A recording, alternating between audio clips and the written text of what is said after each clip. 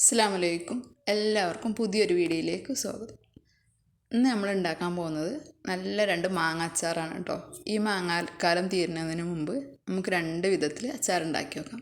ഒന്ന് വളരെ കാലം സൂക്ഷിച്ചു വെക്കാവുന്ന രീതിയിൽ നമുക്ക് കടയിൽ നിന്നൊക്കെ കട്ട് മാംഗോ പിക്കിൾ കിട്ടൂലേ, അതുപോലെയാണ് നമ്മൾ ചെയ്ത് വെക്കുന്നത് കേട്ടോ.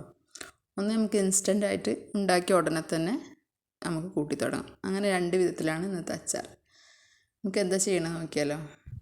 ആദ്യം തന്നെ മാങ്ങ എടുത്തിട്ട് നല്ല മുട്ടിയിൽ വെച്ചിട്ട് മുറിച്ചെടുക്കണം. പകുതി മുറിക്കുക, അത് വീണ്ടും 4 പീസാക്കുക. നല്ല ഉറപ്പ് വെച്ച മാങ്ങയാണ് കേട്ടോ. അണ്ടിയൊക്കെ നല്ല ഉറപ്പായിട്ടുണ്ട്. ഇപ്പോൾ നമ്മൾ മാങ്ങാക്കാലം തീരാനായല്ലോ. ഇത് അതിൻ്റെ ഉള്ളിലത്തെ കുരുകളൊക്കെ കളഞ്ഞിട്ട് അത് വീണ്ടും നടുക്ക് മുറിച്ചെടുക്കാം. അതിൻ്റെ ഉള്ളിൽ ഒരു പാട പോലെ ഉണ്ടാകും, അത് എടുത്ത് മാറ്റണം കേട്ടോ. ഇപ്പം എല്ലാം ചെയ്ത് വെച്ചിട്ടുണ്ട്. ഇതിലേക്ക് കല്ലുപ്പാണ് നമ്മൾ ചേർത്ത് കൊടുക്കുന്നത്. ഉപ്പ് ചേർത്തിട്ട് നല്ലോണം തിരുമ്മിയെടുക്കുക. ഇത് വെയിലത്ത് കൊണ്ടുപോവുക ഈ വെക്കാണ്. രാവിലെ വെച്ച് വൈകുന്നേരം വരെ ഒരു ദിവസത്തെ വെയിൽ കൊണ്ടിട്ട് നമുക്കിത് എടുക്കാം. ഇതൊക്കെയാണ് നമ്മളിതിലേക്ക് ആവശ്യമുള്ള സാധനങ്ങൾ കേട്ടോ. ഒന്ന് ചെറുതാക്കി അരിഞ്ഞ് വെച്ചിട്ടുണ്ട്. ഒന്ന് ഇതേപോലെ കട്ട് മാംഗോ ഒക്കെ വേണ്ടിയിട്ടാണ്. വളരെ കുറച്ച് സാധനങ്ങൾ മതി, എന്നാലോ കടയിൽ നിന്ന് കിട്ടണില്ല ടേസ്റ്റിൽ ചെയ്യും. ഇനി ഒരു ഉരുളി വെച്ചിട്ട് നമ്മളിതിലേക്ക് നല്ലെണ്ണയാണ് ചേർത്ത് കൊടുക്കുന്നത്. സൂക്ഷിച്ച് വെക്കണ മാങ്ങയാണെന്നുണ്ടെങ്കിൽ നല്ലെണ്ണ തന്നെ ചേർത്ത് കൊടുക്കണം കേട്ടോ. വെളിച്ചെണ്ണ ചേർത്ത് കൊടുക്കരുത്. കടുക് ആവശ്യത്തിന് ചേർത്ത് കൊടുക്കാം. കടുകൊക്കെ കൂടുതൽ ചേർത്താൽ അത്രയും ടേസ്റ്റ് ആയിരിക്കും. കടുക് പൊട്ടാൻ തുടങ്ങുമ്പോൾ നമുക്ക് ഇതിലേക്ക് ഇഞ്ചി ചേർത്ത് കൊടുക്കാം. ചെറുതാക്കി അരിഞ്ഞ ഇഞ്ചിയാണ് ചേർത്ത് കൊടുക്കുന്നത്. ഇനി അന്ന് ചെറുതായിട്ടൊന്ന് കളറ് മാറുമ്പോൾ അതിലേക്ക് വെളുത്തുള്ളി ചേർത്ത് കൊടുക്കുക.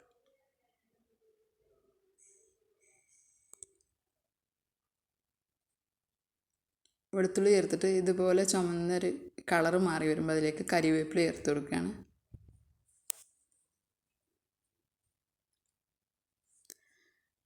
കായം ചേർത്ത് കൊടുക്കട്ടെ. നമ്മളതിലേക്ക് കായത്തിൻ്റെ പൊടി വേണമെങ്കിലും ചേർത്ത് കൊടുക്കുക. പക്ഷേ ഇതുപോലുള്ള കട്ടയായിട്ട് കിട്ടുന്ന കായമായിരിക്കും കൂടുതൽ ടേസ്റ്റ്.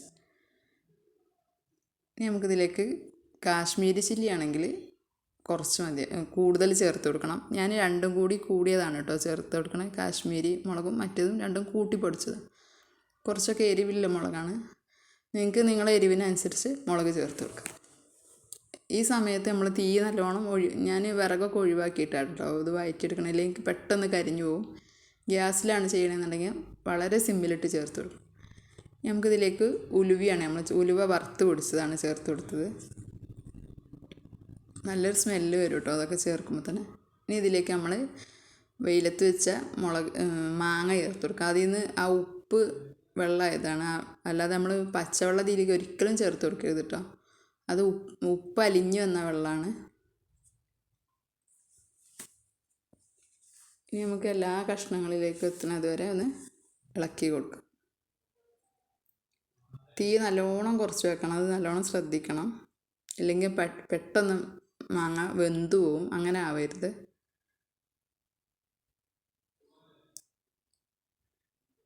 ചെറിയൊരു തീ വേണം, എന്നാൽ കൂടുതലാവും ചെയ്യരുത്. നമുക്ക് ഇതിൻ്റെ തോല് നോക്കിയാൽ മനസ്സിലാവും ചെറുതായിട്ടൊന്ന് വാടിയിട്ടുണ്ട്. അങ്ങനെ വാടി വരുമ്പോൾ നമ്മൾ കടുക് വറുത്ത് പൊടിച്ചതും കൂടി ചേർത്ത് കൊടുക്കുക. അങ്ങനെ ഈ മാംഗോ റെഡി ആയിട്ടുണ്ട്. ഇനി അടുത്ത് നോക്കാം കേട്ടോ. ഇത് നമ്മൾ വെളിച്ചെണ്ണയും നല്ലെണ്ണയും കൂടിയിട്ടാണ് നമ്മളിത് ചേർത്ത് കൊടുക്കുന്നത്. കടുക് ചേർത്ത് കൊടുക്കാം. കടുക് പൊട്ടി വരുമ്പോൾ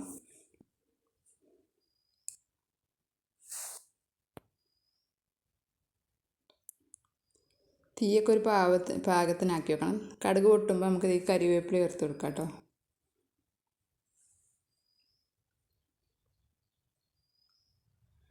മുളക് പൊടി ആവശ്യത്തിന് ചേർത്ത് കൊടുക്കാം.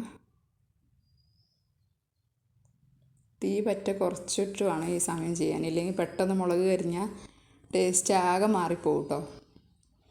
ചെറിയൊരു കഷ്ണം കായം ചേർത്ത് കൊടുക്കാം.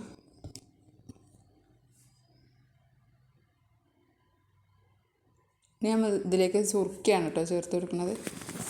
അല്ലെങ്കിൽ നമുക്ക് തിളപ്പിച്ചാറിയ വെള്ളവും സുർക്കയും പകുതി എടുത്തിട്ടും ചേർക്കാം. ചെറുതാക്കി നുറുക്കിയ മാങ്ങ എടുത്തിട്ട് ഇതിലേക്ക് ഇടാം. കല്ലുപ്പാണ് നമ്മൾ ചേർത്ത് കൊടുക്കുന്നത്.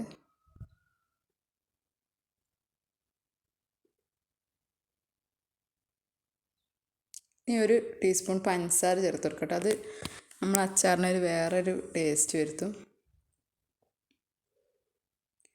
ഇനി നമ്മളിതിലേക്ക് അവസാനമായിട്ട് കടുകും ഉലുവയും വറുത്ത് പൊടിച്ചതാണ് ചേർത്ത് കൊടുക്കണം കേട്ടോ.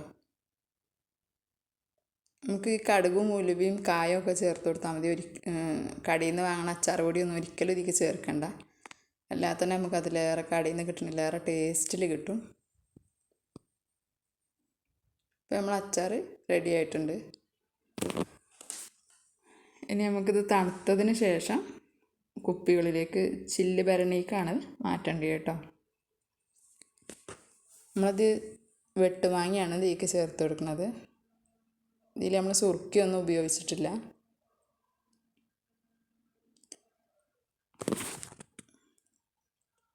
മേലെ നിൽക്കണം കേട്ടോ, എള്ളെണ്ണ മേലെ നിൽക്കണം. ഇല്ലെങ്കിൽ നമുക്ക് കുറച്ച് കുറവാണെന്ന് തോന്നിയാൽ എണ്ണ കുറച്ച് ചൂടാക്കിയിട്ട് തണുത്തിട്ട് വേണം അതിലേക്ക് ഒഴിച്ചു കൊടുക്കാൻ. എണ്ണ ഇത് മേലെ നിൽക്കണില്ല എന്നുണ്ടെങ്കിൽ നിങ്ങൾ പൂപ്പൽ വരും. അതുകൊണ്ട് സുർക്ക ഒഴിച്ചു കൊടുക്കണം കേട്ടോ.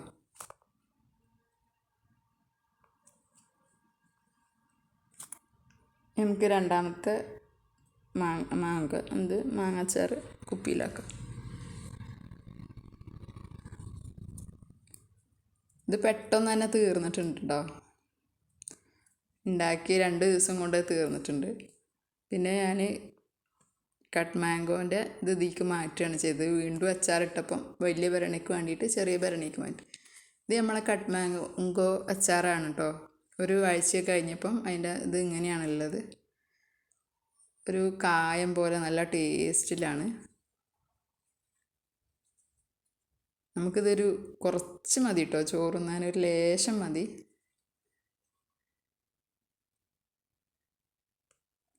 നമുക്കിത് എത്ര കാലം വേണമെങ്കിലും സൂക്ഷിച്ച് വെക്കാം. പക്ഷേ എണ്ണ മേലെ നിൽക്കണം.